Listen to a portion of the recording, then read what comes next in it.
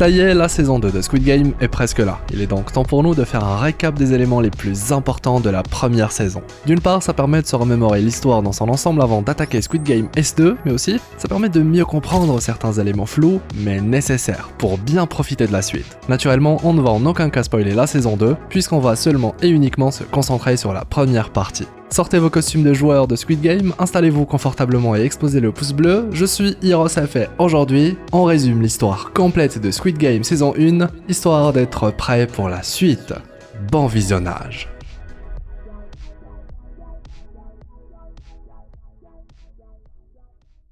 Deux étrangers sont dans une station de métro et l'un d'entre eux propose à l'autre de jouer à un jeu. Ce dernier, bien apprêté, ouvre alors une mallette dans laquelle se trouve beaucoup d'argent mais également deux enveloppes de couleur rouge et bleue, indiquant qu'ils serviront à parier sur lequel d'entre eux arrivera à retourner l'enveloppe qui lui est attribuée. L'étranger, mal en point, accepte, pensant gagner de l'argent très facilement, mais finit par perdre. Et faute de pouvoir régler sa nouvelle dette, il se voit proposer de payer avec son corps, et plus précisément une gifle, à chaque défaite. Plusieurs rounds plus tard, l'étranger mal en point l'est un peu plus après avoir reçu d'innombrables gifles, mais il s'obstine à jouer, et il a eu raison, car il va enfin finir par gagner en retournant l'enveloppe de son adversaire. Il se rue alors sur son opposant, fier de pouvoir à son tour le gifler, mais se fait arrêter à la dernière seconde, car l'étranger, bien apprêté, lui a de quoi payer. Notre nouveau gagnant se voit alors recevoir son dû, suivi d'une invitation. S'il souhaite rejouer, il n'a qu'à l'appeler. Surtout que l'étranger bien apprêté semble connaître tous les détails de sa vie, curieux, mystérieux, et surtout il sait qu'il est endetté à hauteur de 160 millions de won. Sans le savoir, celui qui deviendra notre protagoniste venait en réalité de passer une sorte d'entretien lui permettant d'accéder au fameux Squid Game. Voilà, le décor est planté, on peut entrer dans le vif du sujet. Lui, c'est Gi-Yoon, notre protagoniste fauché et fortement endetté. Il est divorcé depuis 3 ans et a une fille qu'il aime plus que tout. Malheureusement pour lui, son ex-femme va quitter le pays et emmener leur fille. Une situation qui va pousser Gi-Yoon à tout risquer pour tenter de gagner de l'argent. Qui sait, le seul moyen qui peut lui permettre de récupérer sa fille.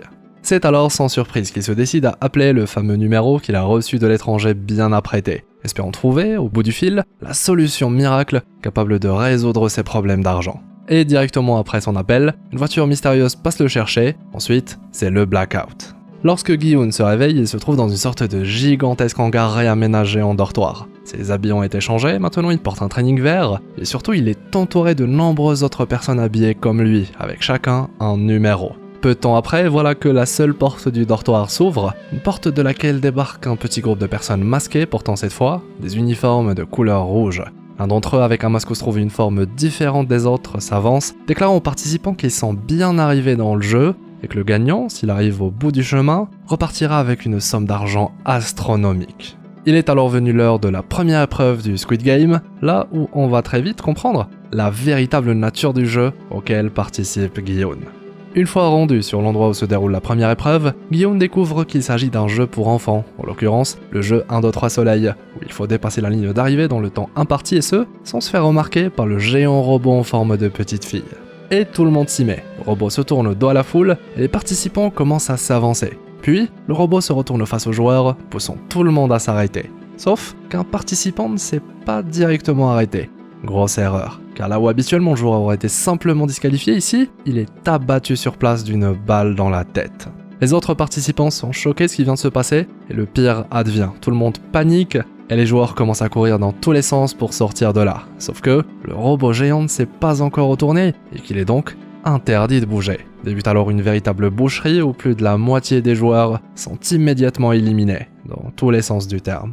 D'un coup, il est de nouveau possible d'avancer au rythme de la chanson, et le robot en forme de fille géante tourne le dos aux joueurs. Ces derniers, mais enfin ce qu'il en reste, comprennent le message et commencent à faire très attention à leurs mouvements. Le jeu continue et surtout l'heure tourne, et il faut commencer à faire très vite, tout en faisant très attention à s'arrêter au bon moment. Gi-Yoon trébuche à cause d'un cadavre mais il est in extremis sauvé par un autre joueur, on peut dire qu'il a eu beaucoup de chance. Un sauvetage qui va lui permettre d'atteindre la ligne d'arrivée durant les dernières secondes du chrono.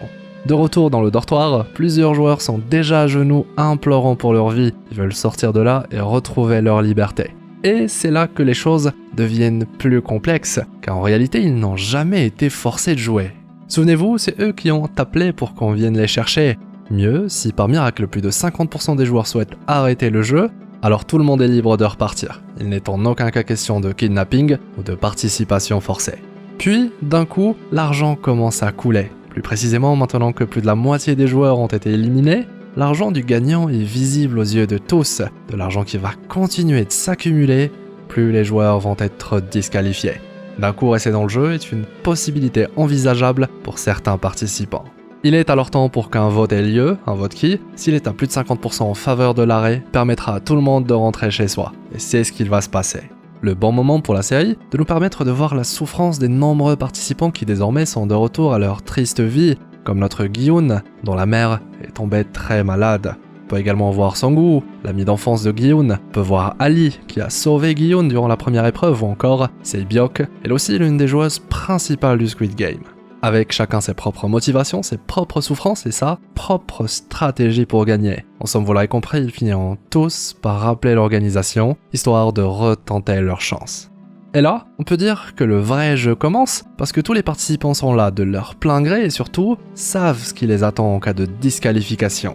La mort. Le Squid Game, le vrai, peut alors commencer. De retour dans le dortoir, Gi-hun sympathise très vite avec un vieillard portant le numéro 001. Gi-hun, lui, est le numéro 456. C'est d'ailleurs le moment où on découvre tous les participants dits importants du jeu, ce qu'on va suivre durant toute l'histoire, sachant que tout le monde gravite, d'une manière ou d'une autre, autour de Gi-hun. Puis, d'un coup, il est temps d'annoncer le jeu suivant. Un jeu qui débute en proposant aux joueurs de choisir une forme parmi 4 autres, un cercle, un triangle, un parapluie et enfin, une étoile.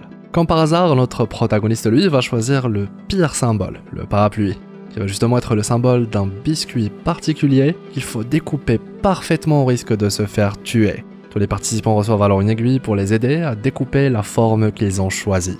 Vous l'aurez compris, le triangle est sûrement l'un des plus faciles. Par contre, découper un parapluie sans casser le biscuit, et qui plus est, en utilisant une aiguille, ça ressemble plus à une mise à mort qu'à une épreuve.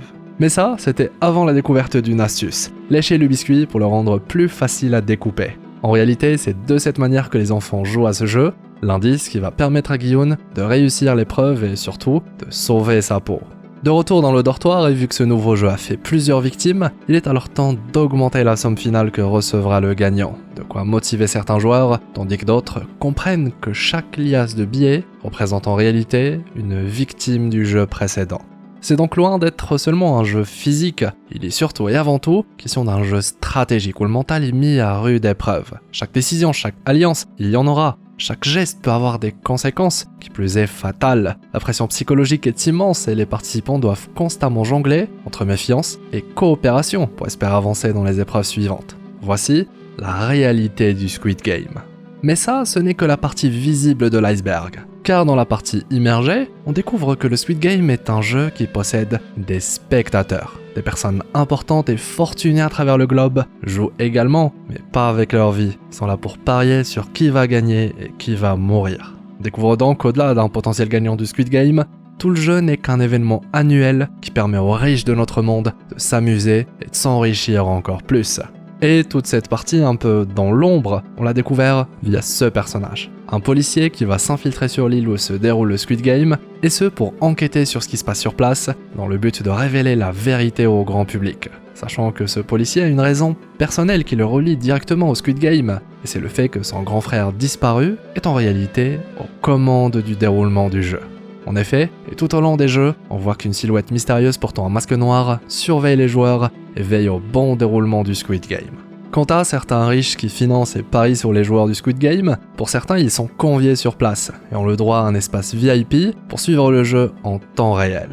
Maintenant, là où les choses deviennent très vite intéressantes, c'est lorsque le policier va découvrir dans les archives du grand complexe où se déroule le jeu, certains documents concernant les participants des années précédentes. Car ce qu'il va découvrir va donner une nouvelle dimension au jeu et ce qu'il signifie réellement.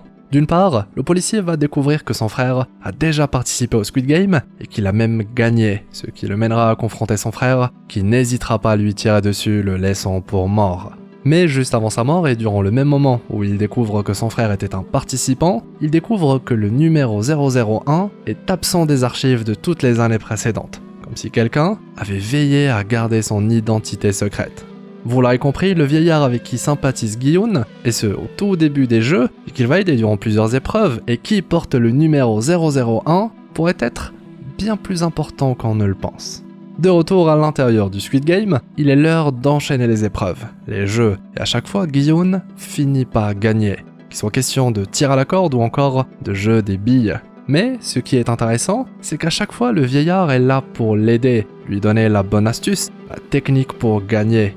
Et inversement, Giyun est toujours là pour aider le vieux, de son vrai nom, Oh Il-nam, là où tous les autres participants ne veulent surtout pas s'allier à un vieillard. Résultat, ce même vieillard finira par se sacrifier pour permettre à Giyun de gagner le jeu des billes, un des moments les plus intenses de la série, et où la plupart des autres personnages vont également vivre une épreuve difficile. Ce qui nous amène à l'avant-dernière épreuve, les dalles de verre, où chaque participant a au préalable choisi un numéro qui finira par être le numéro définissant l'ordre dans lequel les joueurs doivent traverser un pont constitué de 2 rangées de dalles de verre suspendues au-dessus du vide. Certaines dalles sont solides et peuvent supporter leur poids, tandis que d'autres, fragiles, se brisent dès qu'on les foule. Je vous raconte pas alors l'hystérie que c'est de devoir sauter, sachant qu'il sera peut-être question d'un saut en direction de la mort. Alors si en plus certains joueurs ne veulent pas sauter et que d'autres poussent d'autres à le faire à leur place, très vite ça devient ingérable. Mais Giyun va y arriver. Il accède ainsi à la finale, ainsi qu'au droit à un luxueux repas avant la dernière épreuve. Malheureusement pour Sae-byok, elle a été blessée durant l'épreuve des dalles, et Sang-woo va en profiter pour la tuer pendant que Giyun était parti demander de l'aide pour la sauver. Résultat, maintenant Giyun a une bonne raison pour confronter son ami d'enfance, qui est devenu une menace. Ce qui nous amène au dernier jeu, celui qui donne son nom à la série, The Squid Game, qu'on peut traduire en jeu du calamar. Et il s'agit en réalité d'un jeu traditionnel coréen, où 2 équipes s'affrontent pour atteindre une zone spécifique, sachant que les 2 équipes peuvent s'affronter physiquement. En bref, ce sera un combat à mort entre les 2 derniers participants. Comme prévu, les 2 joueurs vont se battre pendant une très longue durée, et au moment où Giyun va enfin avoir le dessus, au moment où on pense qu'il a tué son adversaire, il n'en est rien. Il marche alors en direction du Squid Game, à l'endroit qu'il faut atteindre pour gagner, puis s'arrête, conscient que tout ce jeu n'est qu'une grande manipulation. Il retourne alors voir son ami d'enfance, il lui propose de l'aider pour qu'il puisse gagner à 2.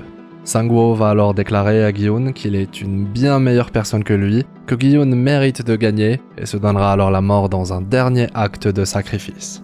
Lorsque Giyun se réveille, il est déjà dehors par terre dans la rue, avec à côté de lui une carte de crédit. Il va se diriger vers le premier distributeur à proximité pour vérifier et en effet, il a gagné la fameuse somme de 45 milliards de won, ce qui vaut à peu près 30 millions d'euros. La preuve que le Squid Game est bien réel. Mais ce n'est pas pour autant que Giyun est heureux, c'est tout l'inverse. 1 an plus tard, alors qu'il n'a pas touché un seul centime de son gain, il est de nouveau contacté par l'organisation. Et lors de son rendez-vous, il va se retrouver en tête-à-tête avec nul autre que le joueur numéro 001. Oh Il-nam, son ami, le joueur vieillard présumé mort. En secret, le créateur du Squid Game. Ce dernier explique alors qu'il est à la tête de toute l'organisation et qu'il a fait ça parce qu'il était riche et il s'ennuie, ce qui rend Giyun fou de rage. D'ailleurs, c'est pour cette raison qu'il participe au jeu, c'est parce qu'il s'ennuie, mais aussi c'est parce qu'il est mourant à cause d'une tumeur au cerveau. Le joueur 001 propose alors un ultime jeu à son ami, mais Giyun n'en a plus rien à faire, il souhaite repartir sur de bonnes bases, précisant qu'il souhaite devenir une meilleure version de lui-même. Ce qui va, en premier lieu, se traduire par un passage au coiffeur. En route vers l'aéroport, direction les États-Unis pour retrouver sa fille partie avec son ex-femme, voilà qu'il voit au loin la même scène qu'il a vécue au tout début de la série, et comprend alors que le Squid Game ne s'est pas arrêté suite à sa victoire ou même la mort du vieillard. Quelqu'un continue de gérer l'organisation. Giyun décide alors de laisser tomber son voyage vers les États-Unis alors qu'il était sur le point de monter dans l'avion. La promesse d'une suite qui du coup va voir le jour très vite ou est même déjà disponible à l'heure où vous regardez cette vidéo. Voilà. Difficile de tout récapituler sans se perdre dans la complexité de l'intrigue, mais je pense qu'on a traité de l'essentiel, à savoir les points les plus importants à connaître avant d'attaquer la suite, la saison 2 de Squid Game. Je compte sur vous dans les commentaires pour ajouter d'autres informations que je n'ai pas forcément décidé d'approfondir et que vous jugez capitales. Qui sait, si vous êtes partant, on pourra explorer à nouveau cet univers après la sortie de la 2e saison. D'ailleurs, c'était qui votre personnage préféré durant la première saison? Et aussi, c'est quoi vos attentes pour la suite? Si vous avez apprécié cette nouvelle exploration, je compte sur vous pour le pouce en l'air, le fameux pouce bleu du Squid Game, c'est très important, récompense le travail fourni et permet à la vidéo d'explorer plein d'univers. Et puis abonnez-vous pour ne rien rater. Si vous voulez en savoir plus sur la fin de Squid Game S1 et le grand secret concernant le vieux et Gi-hun, c'est par ici et c'est à ne surtout pas rater. Quant à moi, je vous souhaite une agréable journée ou soirée, c'était Hirosef, votre explorateur d'univers préféré, pour vous servir.